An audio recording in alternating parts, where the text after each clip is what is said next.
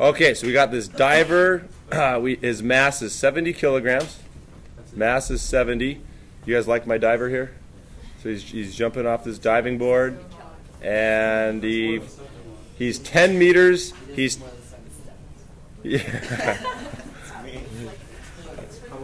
Yeah. So he's 10 meters above the water. So then he starts from rest. V initial is 0 up here. His starting velocity is 0, and then he steps off the diving tower, meaning like he doesn't launch himself, because if he launched himself, then we'd start with kinetic. So he just steps off the diving board and falls 10 meters to the water, and then the water brings him to rest in 5 meters. So we have 2 distances here.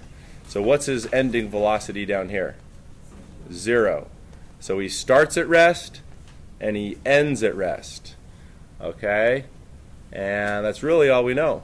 So look, the idea that we're applying here is mechanical energy at the beginning of a situation plus or minus any work non-conservative. And again, what's a non-conservative force? Anything other than gravity or spring. So this is gonna add up to mechanical energy final. So your initial mechanical energy plus or minus any work non-conservative is going to equal your final mechanical energy. All right, but how many types of mechanical energy do we have? Mechanical energy is what? Kinetic plus potential. And there's 2 types of potential. There's potential of gravity and potential of spring. Okay, so this is going to become kinetic initial plus potential of gravity initial plus potential of spring initial. All right, then plus or minus work non-conservative. Mechanical final is what? It's going to be kinetic final plus gravity final plus energy in a spring final. Now, does this problem have any spring in it at all? Are there springs anywhere? No, but other problems will have springs. So what can we do to the spring energies? The spring energies, we can cross them out because there is no spring. All right, now, potential of gravity. Whenever you deal with potential energy of gravity, you have to set your 0 point. The 0 point is where you measure H from. My advice to you, put the 0 point at the lowest point in the problem. So where's the lowest point in the problem for this guy? Where's his lowest point? At the very bottom here. So this red line right here, this represents H equals 0. Right? That's our 0 point. All right? Now that we've defined that, let's talk about potential of gravity. Does the guy start with potential of gravity up here? He does. Because why? He's above the 0 point. So am I going to cross that one out? He starts with potential of gravity. Does he end with potential of gravity? Down here, when he reaches this red line, what's his potential of gravity? 0, because he's on the 0 point. That make sense? What's the equation for potential of gravity? Potential of gravity is what? mgh. So if h is 0, if you're on the 0 point, you have no potential energy.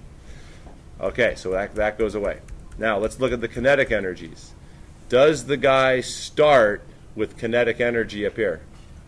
Because he's at rest, right? So it says right here, from rest. So kinetic initial, what can we do to kinetic initial? Cross it out. All right. Final. Do we have kinetic energy final? We do not. What's his final velocity? 0. So kinetic final goes away. So look what we're left with.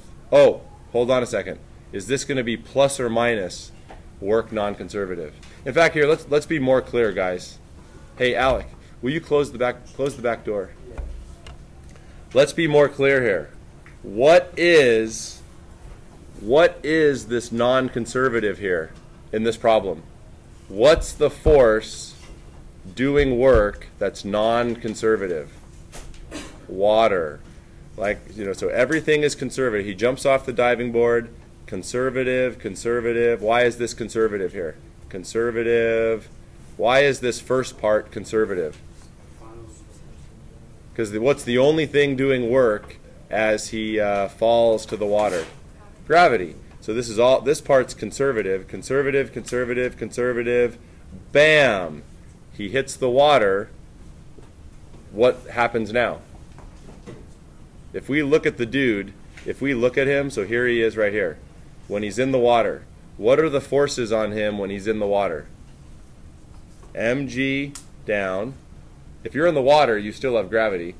Okay? And then what's the upward force? Force of water. Right? So this work non-conservative here, let's just call it what it is. What is it? It's the work of the what?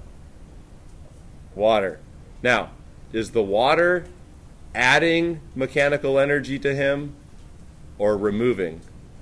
Removing, right? The water is removing mechanical energy from him.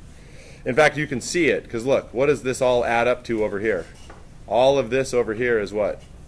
0, right? It adds up to 0. So is this going to be plus or minus? It's going to be minus. So here's what we're left with. Potential of gravity initial minus the work done by the water is going to equal 0. Or in other words, potential of gravity initial is equal to the work done by the water. Right? Now why does this make sense? Because look, the guy up here, he starts with mechanical energy, right?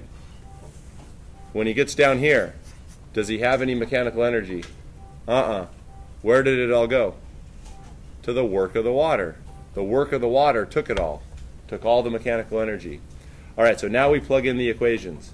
What's the equation for potential of gravity? mgh. All right. Work of water. What's the basic work equation? The basic work equation is force times what? Displacement. And this is going to be force of water, right? If you're talking about work of water, then that's going to be the force of the water. Does this make sense? Now look, when you use this work equation, what has to be true? The force and the displacement must be what? Parallel. Let's check it out, guys. Let's check it out. Force of water, and then what's the displacement? How far does the force of water act? 5 meters. Are they parallel? Are these parallel to each other? Yep.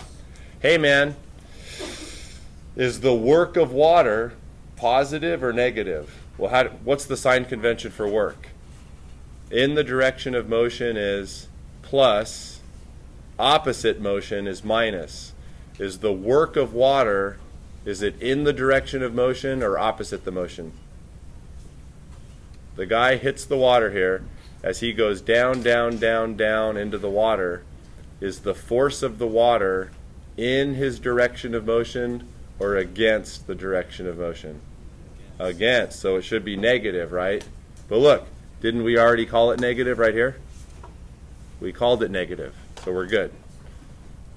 So anyway, so now we can solve for the force of the water. The force of the water is going to be mgh over delta x. Okay? So now we plug in. So his mass is 70, gravity is 9.8, and then what's h? H is 15, right? And then what's this delta x? 5. So look, in this equation here, the delta x is 5, the h is 15. So you punch in here, it turns out that the force of the water, the answer to the question, the force of the water is 2,060 newtons. Now look, could you have solved this chapter 4 style? Yeah, in fact I encourage you to now do that. You know, that would be a good thing, because look, when you guys get to the midterm, the midterm's going to be at the end of chapter 7. You need to be able to solve stuff like this. If I say, hey, solve this with forces, you'll go, all right, Spaldo, here you go. Free body diagram, some forces, you know. Then you're going to have to use kinematic. If I say solve this with work and energy, you got to be like, all right, mechanical initial, plus or minus work non-conservative. Do you guys understand this? Okay.